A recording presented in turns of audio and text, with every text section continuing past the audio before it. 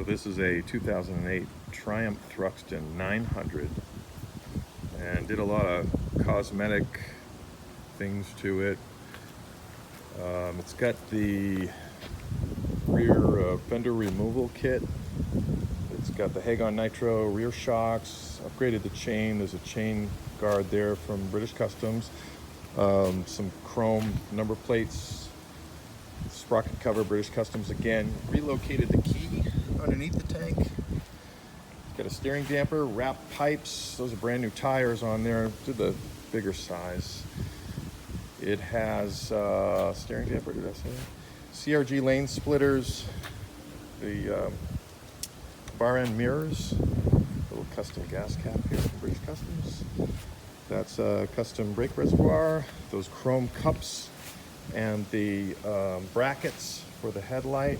These are kind of cheap. I should do a better job on those. The signals are brushed aluminum signals, British Customs, Moss Engineering, front mud guard. The those little, I forget what those little rubber things are called. The EBC floating disc, and the suspension, the drop-in progressive suspension from, I got those from British Customs as well. These little chrome accents from Square Deals UK. DS are the pipes. They're kind of like Predators, British Customs Predators. That seat is it's leather. It's from an Oregon company, Larson seat covers. It's really nice. It covers the actual seat, and that's pretty much it.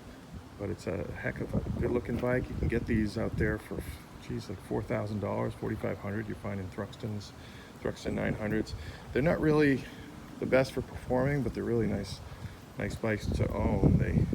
They don't go really fast or, you know, handle great, you know, nothing like that. But they're really good-looking bikes. They really have great symmetry and that Cafe Racer style. This one has those clip-on bars.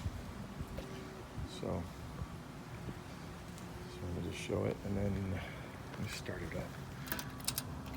If I can do it one-handed. I think I can.